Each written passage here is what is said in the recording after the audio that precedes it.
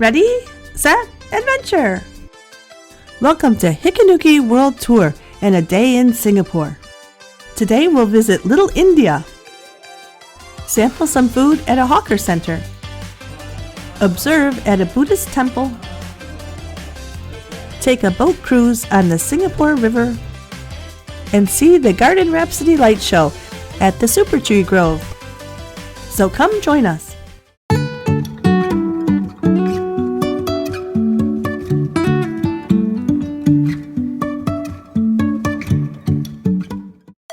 Good morning from the lobby of the Fairmont Singapore Hotel. Today we'll continue exploring beautiful Singapore on the hop-on, hop-off bus. But first, we'll grab breakfast at the Raffles City Shopping Center. We couldn't pass up the pastries at the Palo Gastronomia. And they turned out to taste just as good as they looked. We chose the almond croissant and the cronut. The cronut was a combination donut and croissant. It was flaky and buttery with a sweet sugar glaze. We give both pastries 4.5 shakas. There were a surprising number of shopping malls in Singapore, and all were sparkling clean. We headed outside to find where the on and off bus stops. Coming around the corner was one of the Duck Tours vehicles. These vehicles can drive on land as well as navigate through water. This was our first bus ride, so the sign was a bit confusing. Our ticket listed Route 04168, City Hall, so we knew we were at the right place. And sure enough, here comes the bus. There was both a red and a yellow bus route, but the buses weren't marked as clearly as they are in some other cities. You'll get the best views from the top, but there is no protection from the sun or rain. The driver will distribute headphones so you can listen to the narration of the sights as you drive along. You can choose to exit at any stop or stay on as long as you wish. Buses come every 25 to 40 minutes to the designated stops. At $51 US, this tour was a little pricey. It did cover the most popular sites in Singapore and gave a much different perspective than the MRT trains.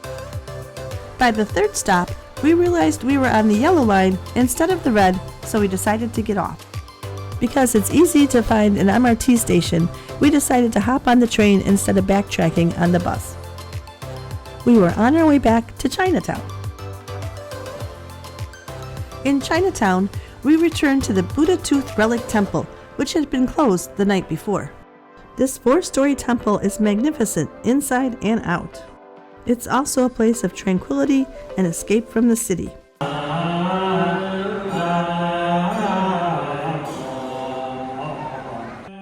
You'll find intricate designs and many separate halls and chambers within.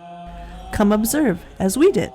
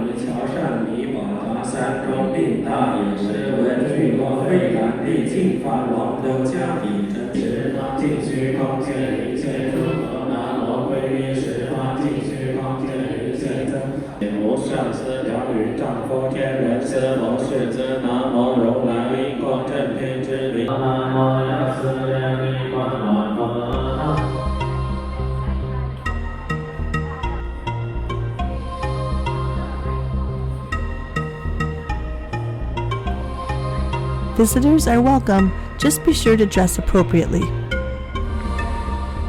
People stopped to pray at many of the statues that were found throughout the temple.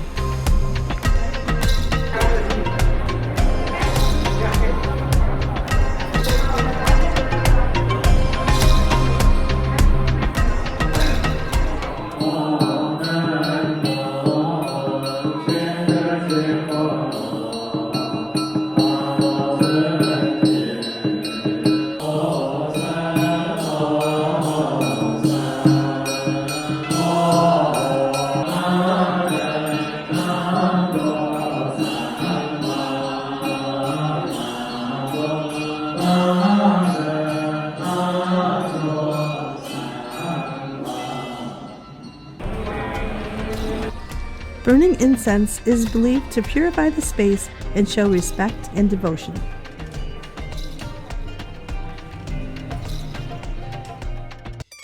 After the temple, we went to try one of Singapore's traditions, kaya toast. Ya Kun has many locations throughout Singapore, but at Far East Square in Chinatown, descendants of the originator are still hard at work. They have an expanded menu here, but we stuck with the original. The toast here is made in the original way over charcoal fires. No electric toasters here. And don't miss their famous coffee. This robust, dark coffee is usually served with condensed milk and sugar. You'll get a separate number for either your drink or your food. Return to the counter when your number is up. We got our toast as a set, which included 2 soft-boiled eggs with a dash of sweet soy sauce and coffee. We can easily see why this is a favorite and gave it 5 shakas. The thin, crispy brown toast is served with a coconut spread and butter, and the soft-boiled eggs are perfect for dipping. You'll definitely have to try the kaya toast on your visit to Singapore. It's easy to see why this is Singapore's national breakfast dish. It's simple, but a true comfort food. Plus, it's inexpensive. We continued our walk around Chinatown, passing by this stunning Hindu temple, on our way to the Lau Pa Sat Hawker Center. This hawker center is considered by many to be Singapore's most iconic hawker center. It's been here for 130 years, and you'll find many hawker favorites under one roof, and even some Michelin-mentioned foods. There are more than 80 stalls here, and the roof will protect you from the hot sun or frequent rain showers. The center was designated a national monument in June of 1973. It's one of Singapore's largest hawker centers, spanning over 52,000 square feet. We started simple with an egg tart. This was a simple Cantonese-style tart with silky sweet custard and a tender puff pastry. You'll find a vast array of offerings here, and you can do a multi-country food tour without leaving the center. Make sure to follow the Singapore custom of chopping a table. If you see an available table, take an invaluable object, put it on the table, and no one will sit there. It may be hard to believe, but it will be respected. This stall caught our eye, and we stopped in for some char siu pork. This is a Cantonese-style barbecue pork, salty sweet with a slight hint of spice, served with steamed rice. The pork was lean with not much fat, just the way we like it, and the sauce the perfect complement. We gave it 4.5 shakas and would definitely choose this again. And the cost? Less than $5. Although the sheer size of the center is a bit overwhelming, look for the longest lines to find the best food. The lively and vibrant atmosphere add to the excitement of eating here. Food here is affordable. Just be sure to bring your own napkins and wipes. We found the center to be very clean, and patrons clean up after themselves. With so many options, you definitely won't go home hungry. Most items are served mild, and you can add your own spice. Next, we tried a popular hawker-style street food called carrot cake. And let me just say, this is not your grandma's carrot cake. It's actually stir-fried radish or daikon with garlic, egg, and dark sweet soy sauce. It was savory and salty and definitely not sweet, and it contains no carrots. It was interesting, and the texture reminded me more of an omelet. It's probably more of an acquired taste, so I'm giving it 3.5 shakas, but it may deserve a higher rating from someone who's more familiar with it. Overall, Lau Pa Sat is certainly worth a stop when visiting Chinatown. It's an interesting glance at the hawker center culture. Food variety is massive and prices are quite reasonable. It gives you a chance to be adventurous without breaking the bank. Here's one last look around before we head to Little India.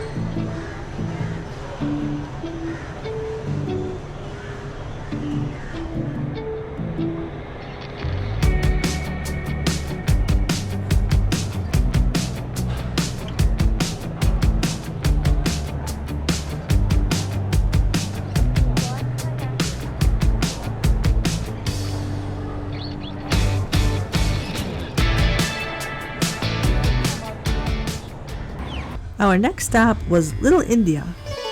While we could have gone back to find the on-off bus, we were near an MRT station and opted for that. Remember, no durians on public transportation. While we probably didn't maximize our time on the on and off bus, sometimes convenience outweighs value. The heart of Little India is the multi-level Tekka Center. The center is home to a wet market, food center, clothing vendors, religious goods, and jewelry shops. It was established in 1915 and relocated to its current location in 1982. Choose from items from fresh fruits and produce to fresh meats and fish. Let's go take a look around.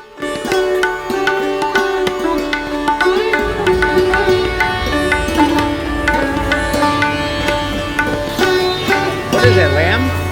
Oh, mutton. Mutton?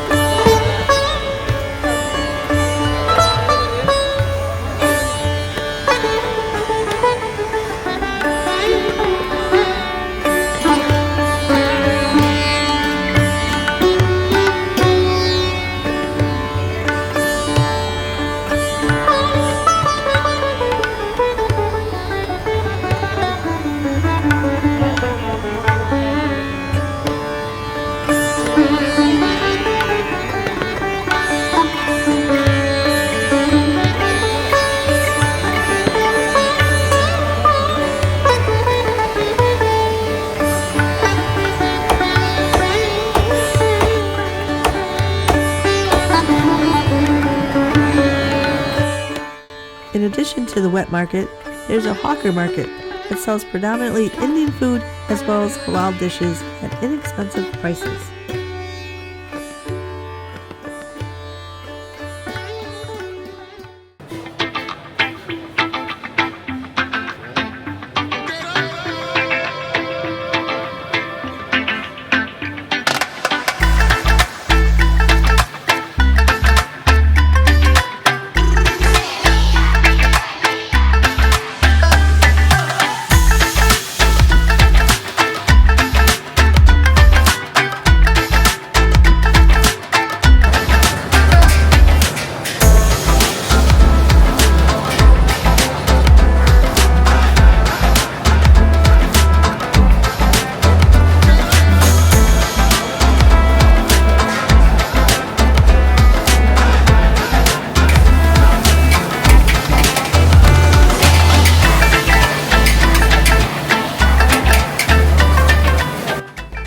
Back outside, it was beginning to rain.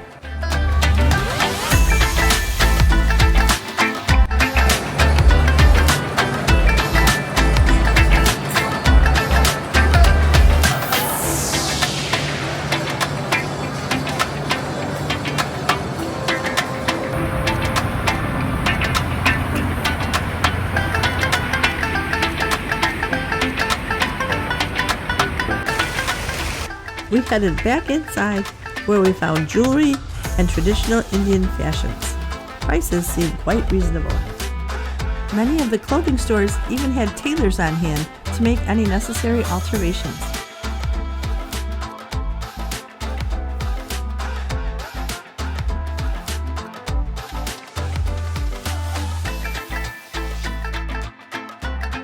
From the retail level, you could look down at the wet market and hawker center. Along the outside of the building were fruit vendors and vendors selling flowers for religious offerings. Offering flowers to Buddha is a gesture of respect and devotion.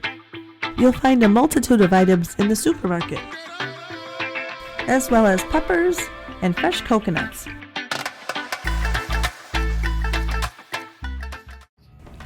Back on the streets of Little India, you can't miss the house of Tan Tang Nia. The house was built in 1900 and owned by a prominent Chinese businessman. Now it is the last surviving Chinese villa in Little India. The villa combines European and Chinese styles of architecture.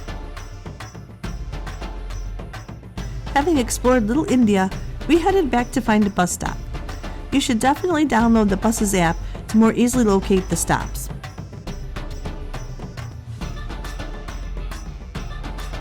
Next, we hopped on the bus so we could see the Rodeo Drive of Singapore, Orchard Boulevard. The bus was first headed to the Botanic Gardens, but since we had spent a lot of time at Gardens by the Bay, we skipped that spot. While I'd say that we personally didn't get our money's worth from the bus ride, it does hit many of the must-see highlights, and it gives a good perspective that you can't get on the MRT train.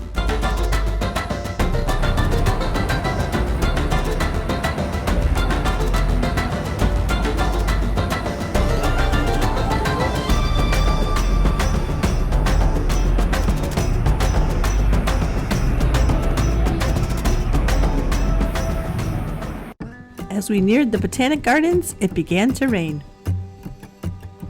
This is a definite downside of an open-air bus, but you could go inside to seek shelter.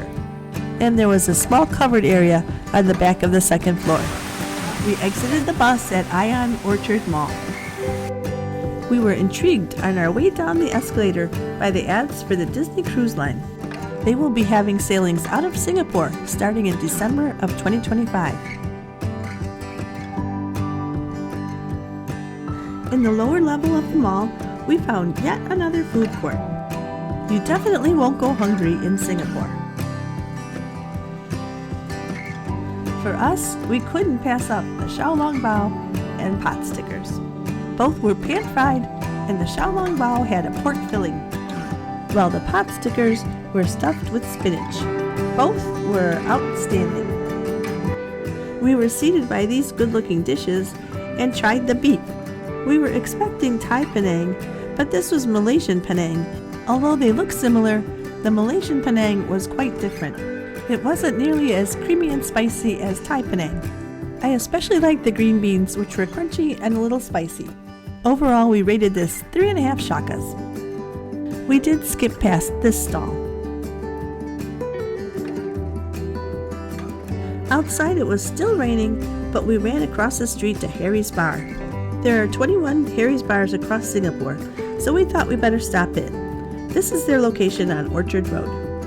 We did a little people watching, then when the rain subsided, we headed for the MRT. I'm not sure we got our money's worth from the hop-on, hop-off bus, but we did make it all the way to Orchard Road, which we probably wouldn't have done on our own. Now we're heading back to Gardens by the Bay to catch the Garden Rhapsody light show. This show is presented twice nightly. On our visit, it was at 7:45 and 8:45. This is a free show and the Supertree Grove is lighted up in time to music. Satay by the Bay is located here and offers up good food, but we've been snacking all day and weren't hungry. Satay is marinated meat, skewered and grilled over a charcoal fire. This looked and smelled delicious. The rain had cleared and the pathways were busy. This is a very popular event. It was about 7:30, so we hurried to find a spot.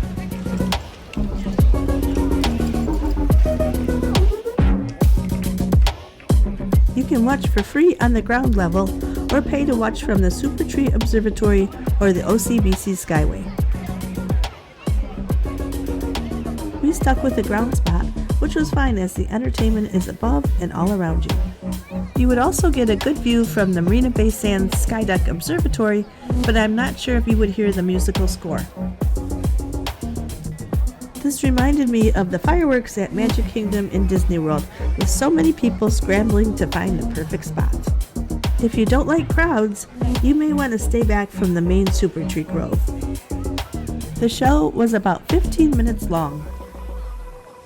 I thought this was a very unique show and very cool to see in person. It was very crowded and only lasted 15 minutes, so it was a lot of effort for a short time, but the weather was perfect and I'm glad we did it. We'll show you some highlights from the show, but we can't use the music that they used.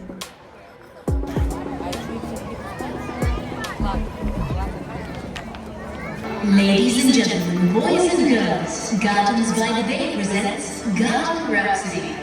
Watch the Supertrees come to life as we unveil the dazzling showcase of lights and musical trees. Enjoy the show.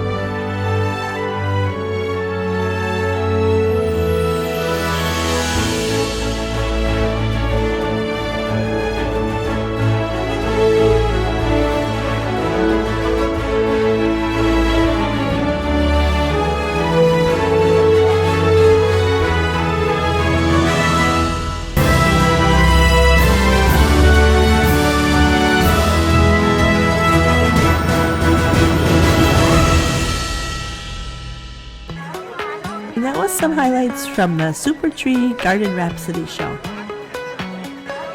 And now it was time for the crowd to disperse.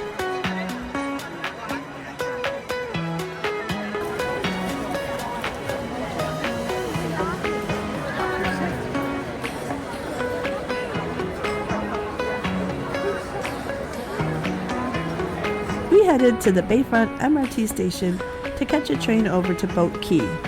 A couple of other people were also heading for the MRT station.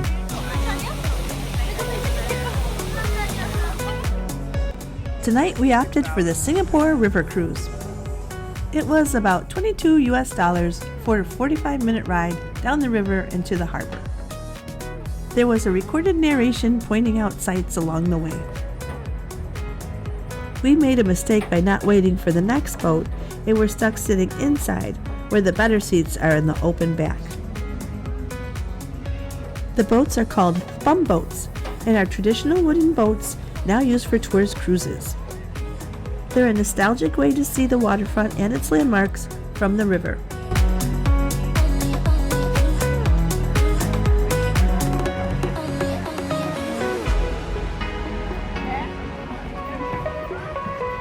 Watch your step.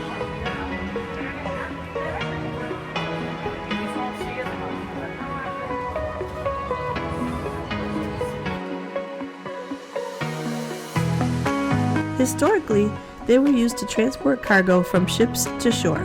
They feature flat bottoms, rubber tires used as shock absorbers, and painted eyes.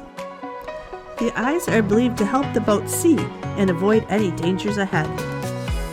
Some also believe the eyes gave the boat a soul, offering protection, especially at night.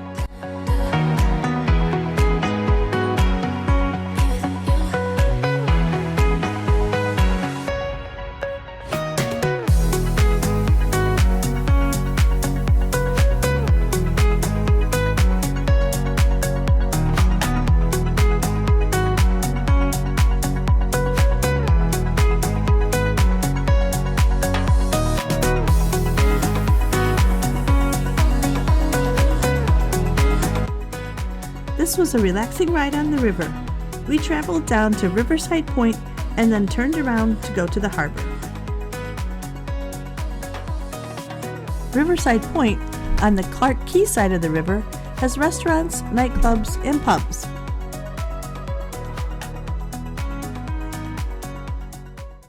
The Singapore River is 3.2 kilometers long and has been the lifeline of Singapore for nearly 200 years.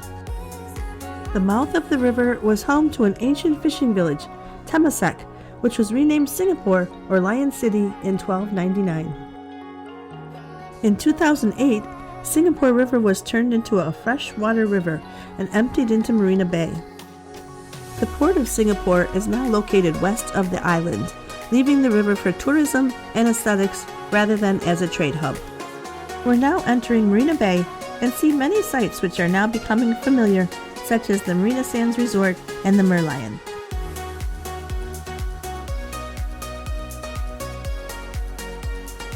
The harbor is a very busy, vibrant place with many restaurants and bars in addition to all the high-rise buildings, hotels, and apartments.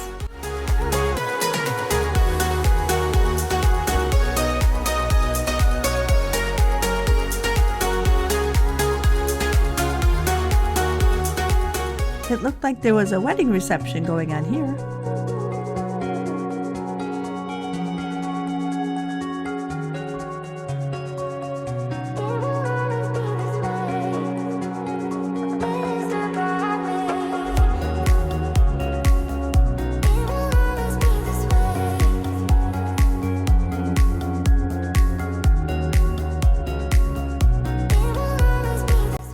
The Fullerton Bay Hotel is another 5-star luxury hotel with a very desirable location.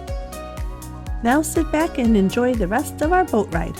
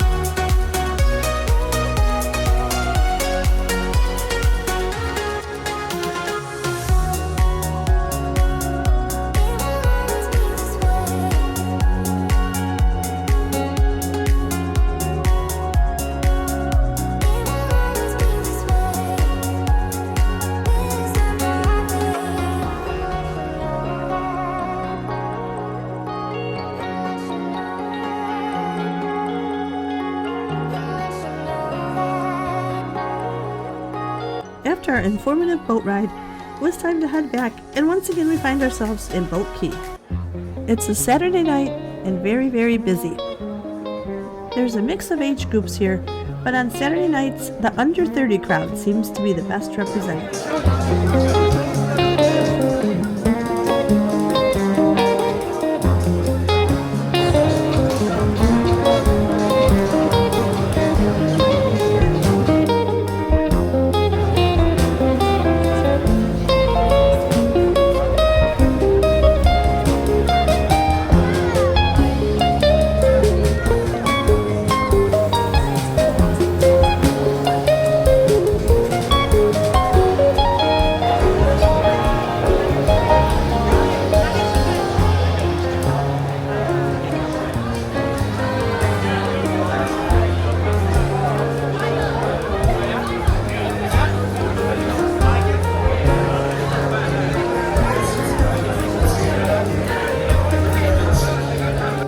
walked the length of the busy quay and then headed back to our old familiar favorite brewworks for a couple of local beers.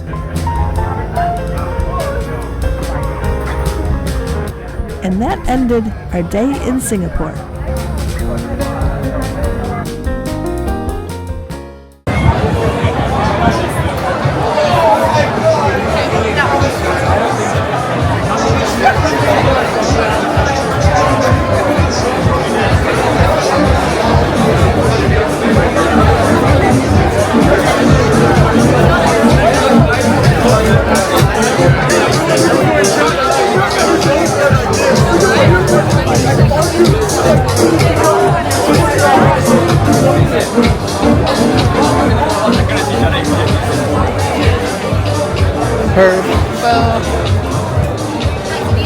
Hi. Hello.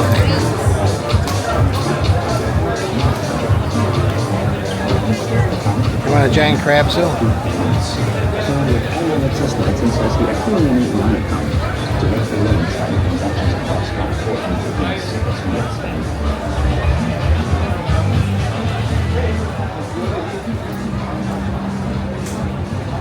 Man, that first section is the place.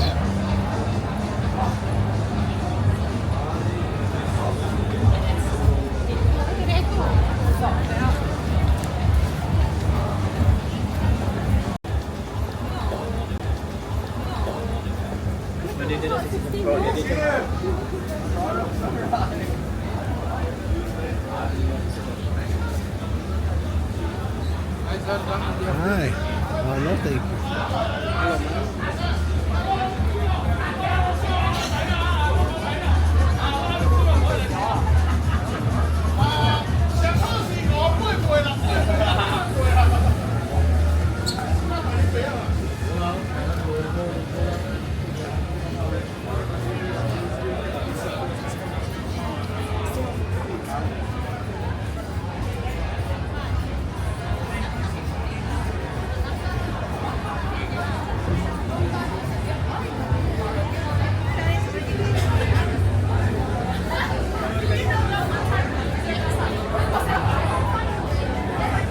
Burger, hot dog.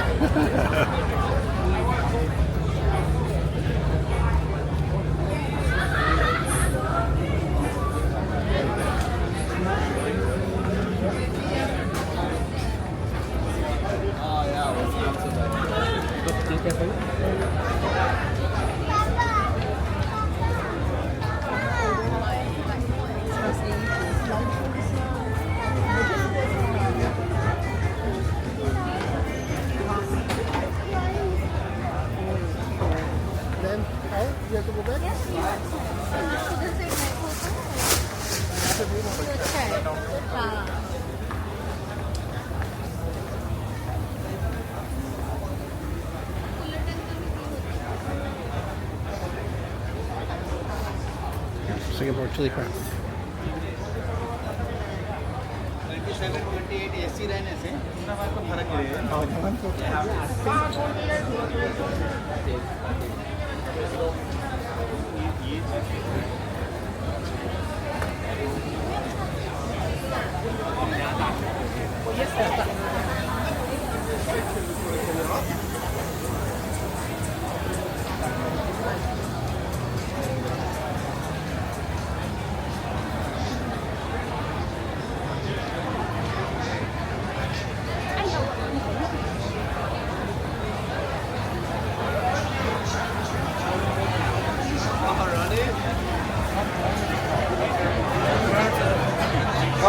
Come walk towards Macca's.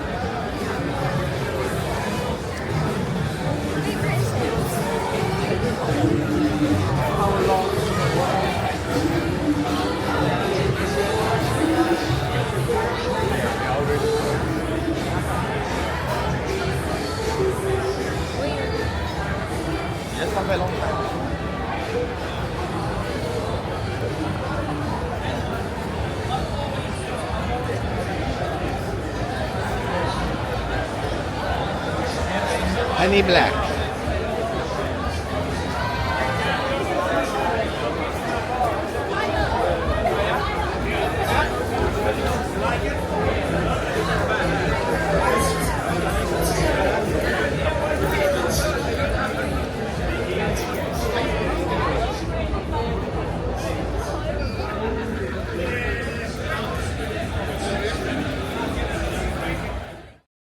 Thanks for joining us today at Hikaduki World Tour in Singapore.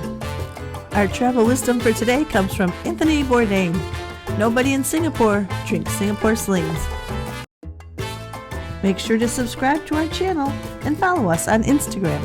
And hit that notification bell so you'll be alerted when new videos are dropped.